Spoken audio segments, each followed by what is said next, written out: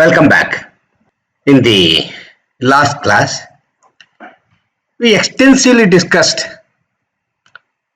carbon 13 NMR, and I discussed how we are seeing the carbon 13 spectrum, especially when it is directly attached to protons, the type of splitting we are going to see for a CH3 carbon, CH2 carbon, CH carbon, and also we saw what happened to the long range couplings of carbon to protons, how it is going to be affected, and we also saw that chemical structure of carbons are similar to the way the chemical structure of protons are influencing proton chemical shifts. The way the proton chemical shifts are influenced by various factors, similarly the carbon same factors affects the carbon 13 chemical shifts in the same manner. Most important thing I pointed out, because of the natural abundance of the carbon 13, it is not possible or practically is impossible to see all the carbons in a molecule in carbon 13 state. As a consequence, we have different carbons in different carbon 13 state corresponding to n chemically equivalent carbons in a molecule. There is going to be n different chemical isotopomers. As a consequence, what you are going to see is the superposition of the spectrum of each isotopomer. That's what I said. Carbon 13 spectrum is the superposition of the spectrum corresponding to each isotopomer. On the other hand, in the proton, I said it is a spectrum of a single molecule. But the carbon 13 spectrum is not from a single molecule. It is a superposition of the spectra of n different isotopomers. Okay. And finally, we came to the situation we saw. This is the type of spectrum generally we observe for a given molecule like this. But if I give you the spectrum like this, the interpretation is as difficult as that of the carbon. As difficult as that of the proton spectrum. You understand? It is a very complex carbon spectrum, similar to that of a proton spectrum. Now, how do you simplify? See, first of all, the carbon 13 spectrum is always recorded with a decoupling mode. This is a proton coupled to carbon 13 spectrum. As I saw, this is a CH3. This carbon will be a quartet, this will be a quartet, this will be a triplet, this will be triplet, this will be doublet, like that. So, varieties of multiplicity pattern you are seeing. In fact, if you take a fully coupled carbon 13 spectrum, there will be long range proton carbon couplings also. We cannot deny that. So everything is possible. As a consequence, carbon spectrum is highly complex. The question is, how do you see? The one way of simplifying the carbon spectrum is, generally carbon spectra are recorded with broadband proton decoupled. You see, we always get a broadband proton decoupled carbon 13 spectrum. What do you mean by broadband? That means the entire range of carbon chemical shifts, we remove all protons that are coupled to carbon. This is called decoupling. So completely broadband, entire range, we remove proton carbon couplings. As a consequence, what happens? No carbon is coupled to any protons. Understand? No carbon is coupled to any of the protons. Then what will happen? Each carbon is going to give you a single peak. When you take the broadband decoupled spectrum of carbon, broadband decoupling means I am decoupling only protons. Remember, carbon attached to all the protons I am removing. If it is attached to different heteronuclei, that is a different question. I am not removing that. That coupling will be there. That's what I said. The beauty of NMR, only particular nuclei we can decouple.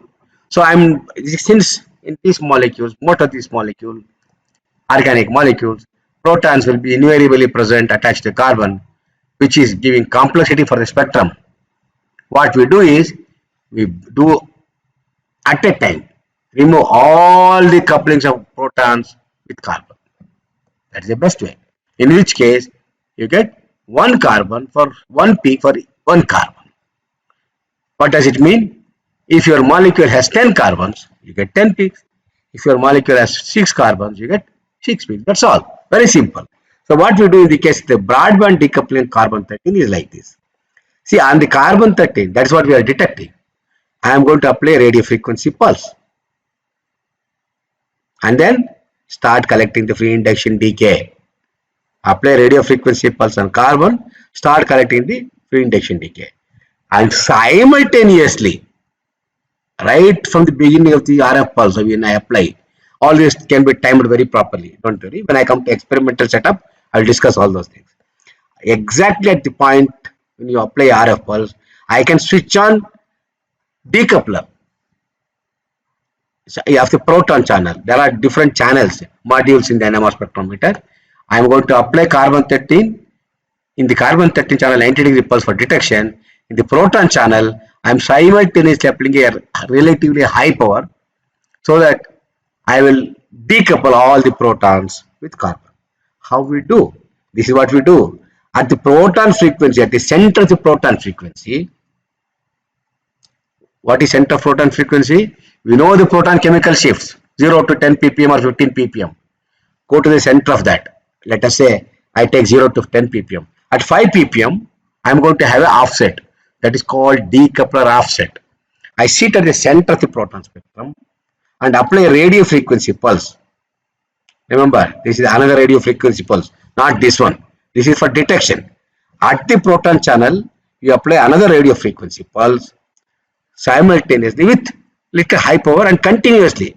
It is a continuous power we apply right from the beginning of the pulse till the end of collection of the signal of that is FID.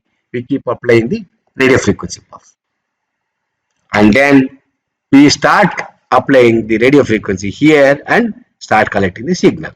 This is always on.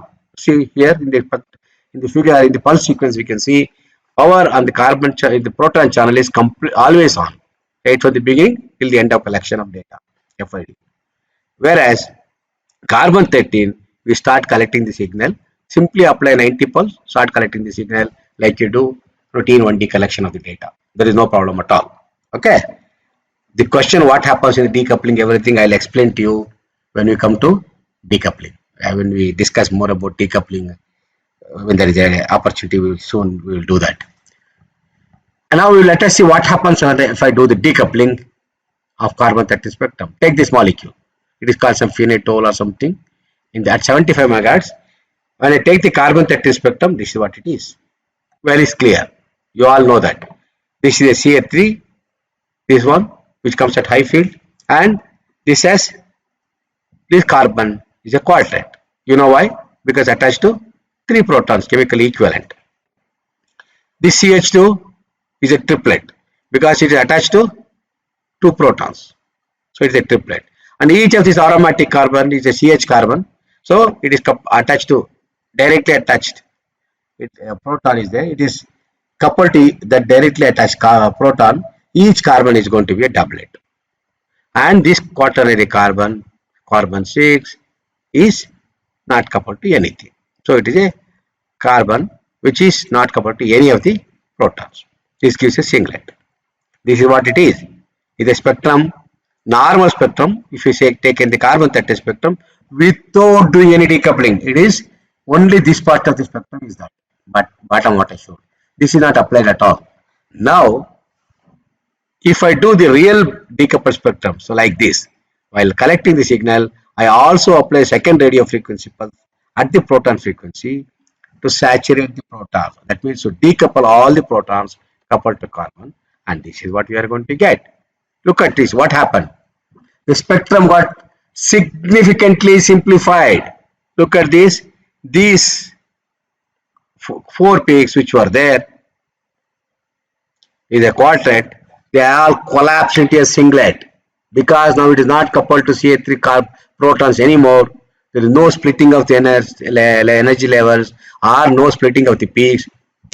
They overlap, they collapse into a singlet. See? Now, similarly, this triplet collapses into a singlet. All these doublets of the aromatic protons collapses into a singlet. Very, very interesting thing also happened. What is the interesting thing why it happened? Look at this one. All the signals, intensity is much more. Because there is no more additional splitting. All of them collapse. Intensity will add up. As a consequence, the signal to noise ratio becomes better. So the advantage of taking the decoupled carbon 13 NMR spectrum is the signal to noise ratio goes up, one thing, and the spectrum gets simplified. No more complexity. So you can directly count the number of peaks and start telling how many carbons are there in this molecule. Simply look at this one. There is a proton, there is one carbon, two carbon, 3, 4, 5, 6. There are 6 peaks. You count the number of carbon. This is one carbon, two carbon. These two are identical because of symmetry. These 3. These two are identical, 4 and 5. And this carbon, 6 carbons are there. You may ask me the question, what are these 3 lines coming? This is the thing because of CDCl3 we have used. It is not 100% deuterated. I'm sorry. This is the CDCl3. The carbon is coupled to deuterium. Okay. You see in the proton it is not 100% deuterated. We get a peak with residual proton. But here we are directly seeing the CDCl3 peak. Carbon which is directly attached to proton as deuterium. Carbon which is directly attached to deuterium. As a consequence, deuterium has spin 1. Remember, deuterium has spin 1. As a consequence, then each line of this carbon peak is split into 3 lines of equal intensity. You understand? This is a CDCl3 peak coming because of carbon directly bonded to deuterium, which has spin 1, and this carbon split into 3 lines of equal intensity due to deuterium couple. So this is why you get this is a solvent peak. Don't worry, we'll come to that later. Now we went back. Let us go back to the cholesterol molecule. Earlier we saw that, and this was the complexity of the spectrum which I showed. Okay, so this was the earlier one we saw. Now we go back and see that spectrum and compare with the present spectrum, which is obtained with broadband decoupling. Continuous wave CW broadband decoupling. Look, this quadrant is collapsed into a singlet. This doublet collapsed into a singlet. You see, now such 1 or 2 I have highlighted just to get you clarity. See, this 4-line pattern 1331 became a single line, and this 2 doublets were there. That it became only 2 singlets here, and this is again a doublet became a singlet. Look at the signal to noise ratio. Look at the noise of the spectrum here. This is a noise. This noise is much more compared to here. So signal to noise ratio is considerably improved in the broadband decoupled spectrum. You get the spectrum faster because you don't need to acquire more number of signals because the signal to noise ratio is quite high compared to this. This is the biggest advantage. Not only it simplifies the spectrum, signal to noise ratio is also better. As a consequence, you can get the spectrum faster. It doesn't take much time to get the good spectrum. That's the one important point. So as an example, you can see how the complex multiplicity pattern sometimes you see in this case. In the previous example, you knew these are all identifiable doublet quartets. Consider a situation like this. Here, the triplet is overlapped. It is not only identifiable triplet. One of the peaks of the triplet comes here, one of the peak comes here, and this triplet peak comes here. They are all crossed over. There is an overlap. Peaks are not clearly identifiable. They are completely crossed over to different regions. If that is the case, how do you identify that? This is the spectrum of sucrose in water. In which case, this spectrum complexity is difficult for us to identify which are the triplets, which are the quartets, which are the doublets. But decoupled spectrum, easily we could identify in the sucrose there are 12 carbons, or we are observing only 12 peaks. Now the question I will ask you, what is happening to D2O peak? Why I am not seeing? I saw the solvent peak CDCl3. Remember in the previous example, carbon was directly coupled to deuterium. Deuterium is spin 1, gave carbon 3 lengths of equal intensity. But there is no carbon here. So when you use the D2O as a solvent in carbon 13 NMR, you will not see any solvent peak at all. There is no residual solvent peak. Duty, is it not? Nothing is there. You directly get only peaks from your sample. and 7 carbons in this molecule gave me 7 signals. I just want to tell you one interesting point. You count the number of carbons. There is no symmetry in the molecule. 1 carbon, 2, 3, 4, 5, 6, 7 carbon. You count 7 peaks are there. 2, 3, 4, 5, 6, 7. But do you observe one difference here? Why all the carbons are not of equal intensity? If 1 carbon is there, 1 peak, there are 7 carbons, 7 peaks. Why there is a difference in the intensity of the peaks? How do you understand that? This is another important point you must know. This is because different carbons have different relaxation times. So they relax. I will talk to you more about relaxation when. In fact, we got an idea of in the 1 or 2 classes. First class, I explained to you what happened to the FID. It relaxes back to z-axis with a spin lattice relaxation. It defaces in the xy plane due to spin relaxation. T1 and T2 concept I told you. So how fast these signals from each of these carbon will come back to thermal equilibrium defines the relaxation time T1, and they are not same for all the carbons. They are different for different carbons for various reasons. The relaxation mechanism is different for each carbons. As a consequence, what happens? You will not get peaks of identical intensity. You can get it still. You know what you have to do? You have to do an experiment wherein when you start applying one pulse and collect the signal, if you want to keep on adding the signal, collecting for more signal averaging for better signal to noise ratio, before you apply a second pulse, you have to wait for a longer time. How much time? When I come to practical applications, practical difficulties and NMR, recording NMR spectra, in the practical aspects, I will discuss those things. The delay between one pulse you apply and then again second pulse should be at least 5 times the largest T1 of the molecule, peak, largest T1 of any carbon. Let us say this carbon has a relaxation time of 5 seconds. This has a relaxation time of 10 seconds. This has a relaxation time of, let us say, of 20 seconds. Don't worry about 10 or 5. One which is largest relaxation time, the one carbon which takes more time to relax, take that carbon. Increase, find out what is the relaxation of all the carbons. And the one which has the longest relaxation time, this takes 20 seconds. 5 times that 20 seconds you have to take. 5 into 20, 100 seconds you have to take. And if you give the relaxation delay between the pulse, you first apply a pulse, collect the signal, give a delay, again you apply the pulse and collect the signal. You can do this signal co-adding of the signals, but then before you apply another pulse, you have to wait for 100 seconds. If you do that, then all the carbons would have relaxed back to thermal equilibrium. Then you will get equal intensity peaks. But normally we don't do that because it takes a lot of time. I tell you, in the practical aspects, we say what type of pulse we apply and how much time we wait, everything. As a consequence, you don't get peaks of equal intensities. Otherwise, we should expect peaks of equal intensity. You can, if you are very particular about these things, you have to wait for 5 times the longest T1 of the particular spin in this molecule or particular carbon and then acquire the data. So the types of decoupling what we do, I said what we do in the case of decoupling is this. There are varieties of decoupling we can do. Remember, in the experiment I showed, we applied the radio frequency pulse and started applying the RF pulse right from the pulse to end of acquisition of the data. We can do many things. We can keep the decoupler power on all the time here on the proton channel, even during the relaxation time here, and collect the signal.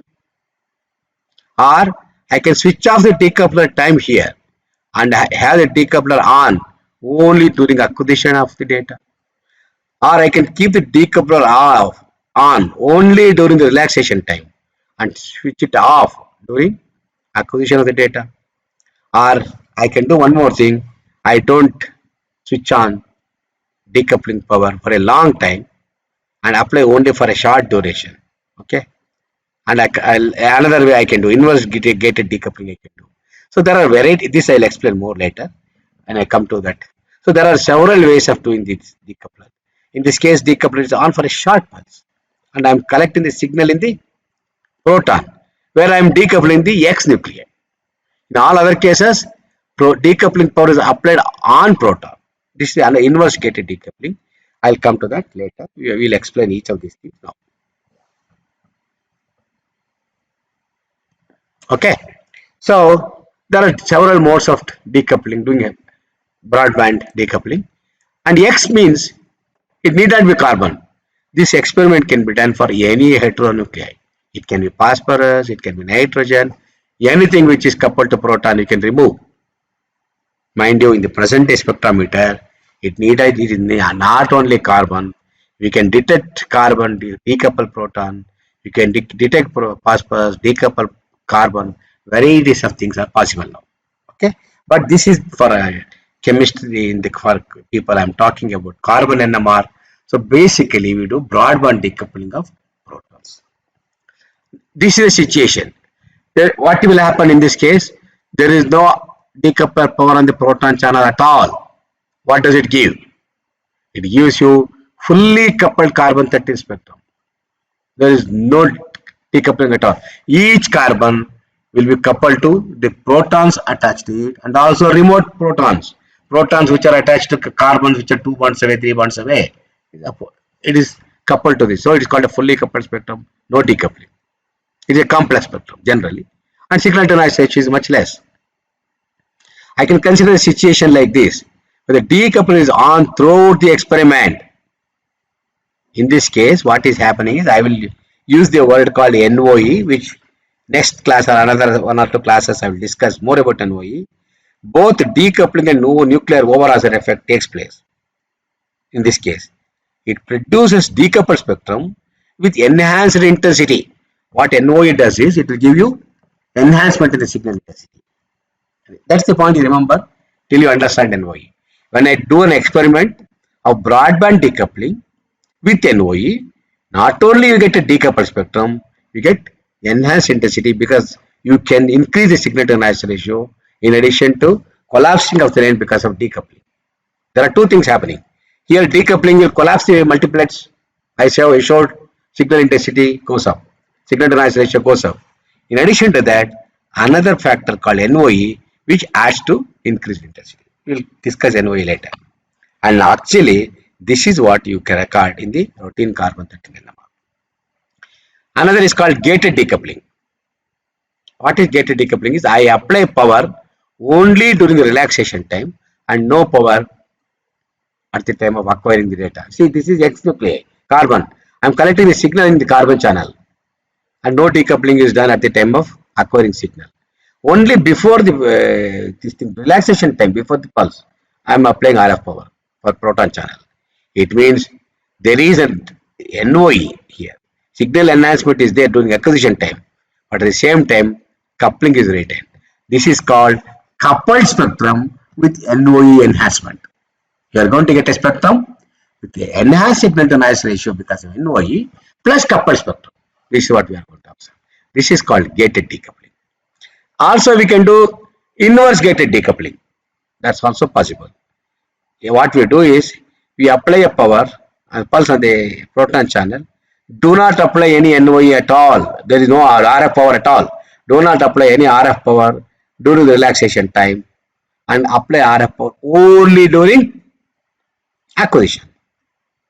This means no NOE during acquisition and no coupling here. But here we are removing the coupling. So it is a decoupled spectrum without NOE. Understand? This is a spectrum. This is NOE is not going to show up in the spectrum, but at the same time, we are going to get the completely decoupled spectrum, no coupling at all. The question is, this we have to discuss much more. I have not talked to you about NOE everything. Why NOE is not developed even though power is applied here? Of course, there is a way that now once already the acquisition has started and the transverse magnetization is not going to be affected here. See, as a consequence, NOE will not show up in the spectrum. NOE is an extensive discussion I will do later. And now let us compare the spectrum, varieties of spectrum for a molecule like this. The same sucrose molecule in D2O, I2. It is a carbon-13 spectrum. Look at this. All the 4 experiments I am comparing. No decoupling, no NOE. What does it mean? There is no RF power in the proton channel at all. I am simply observing the signal. Proton carbon 13 signal, right? Send a RF pulse, 90-degree pulse, collect the free radiation decay and detect the signal. No decoupling power at all. But here, gated decoupled, that means there is a coupling plus NOE. This is a inverse gated decoupled, decoupled, no NOE. This is a broadband decoupled. That means decoupling plus NOE, both are present here. Look at the growth in the signal to noise ratio as you go from one experiment to other experiment. You look at this signal to noise ratio, look at this one. What an enormous gain in the signal to noise ratio. This is the experiment which we normally do. As a consequence of this type of experiment, you will save a lot of experimental time. This carbon, this spectrum if I have to take, carbon spectrum, it will take me 1 day. And this will hardly take me half an hour. See the difference? And this is what normally we have to do. So this gives you an idea of decoupling and what type of decoupling you have to do. Don't worry. Simply remember, you have to do broadband decoupled spectrum with NOE. In the routine case, this is what you do. But nowadays, of course, you can do all those things with pulse sequences. I'll tell you later. And of course, if I look at the carbon 13 spectrum, number of peaks again, like in proton, if there is symmetry in the molecule, symmetry simplifies the spectrum. Okay, look at this molecule. Is there a symmetry axis? Of course, there is a symmetry axis along this. I have just tilted the molecule return like this. And how many carbons are there in this molecule? This and this are equivalent. This carbon and this are equivalent. This and this are equivalent. This and this are equivalent.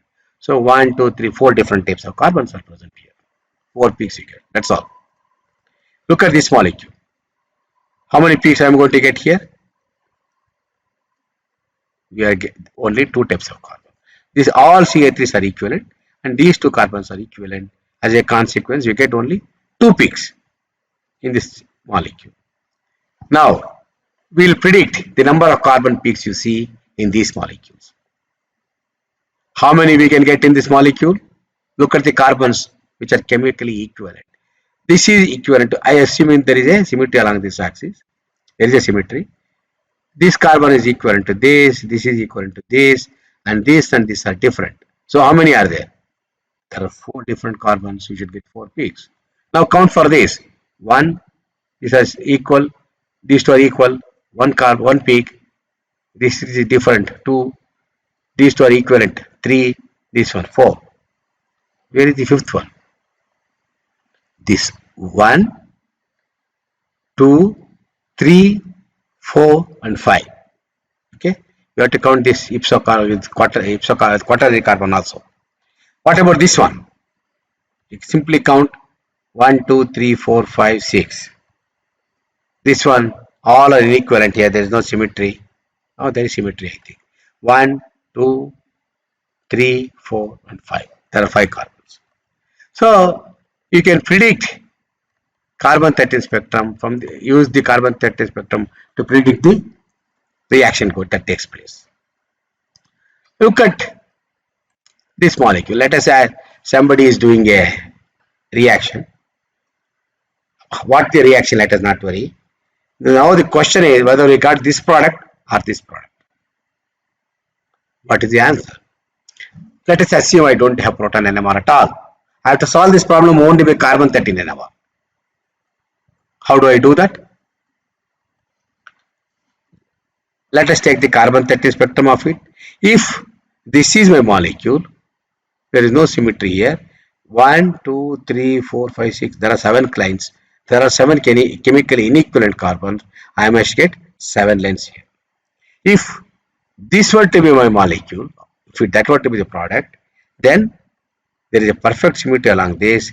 You should get 5 different carbons here. You get 5 lines. So carbon 13 NMR will identify which is your product, this or this, from just because of symmetry considerations. You look at the symmetry of this molecule and then find out the number of peaks available or what you want to get in the carbon 13 spectrum. Based on that, you say this is the product or this is the product. Now let us start interpreting some of the simple carbon-13 spectra. Acetone, the solvent which we normally use. This is the molecule. How many peaks you expect? CH3 carbon and CO carbon. There are only two carbons. One here, one here. Then what is this? The CdCl3, carbon coupled to deuterium spin 1. It is a 3 lengths of equal intensity. You got this. Okay. What about this one? Methyl acetate, CH3CO, CH3. Now there is one type of carbon is CH3, other is OCH3, and one is CO carbon. So you expect 3 carbons. This is CdCl3. This is C double bond O. What about this one? This is OCH3 and this one CH3. Using the same like what you do for analysis of the proton spectrum, same consideration depending upon the electronegativity and you know which proton comes at high field. Similarly, use the same logic and say which carbon comes at high field and then start making the assignments. So this is ethyl acetate. How many equivalent carbons are there? You can see 1, 2, 3 and 4. 2 CH3s, 1 CH2 and 1 CO. Look at this one. This is a CO. This is OCH2. This one CH3 and this one CH3. Okay. Now go to ethyl propionate. There are 1, 2, 3, 4, 5 carbons. Where are you seeing? You see here 1, 2, 3, 4, 5 carbons are here. 1, 2, 3, 4, 5 carbons are clearly visible. You can find out what are the CH3. CH3 generally come at high field. This is a CO carbon. This is a CH2 carbon. This is CH3 carbon. This is CH3 carbon. This is OCH2 carbon.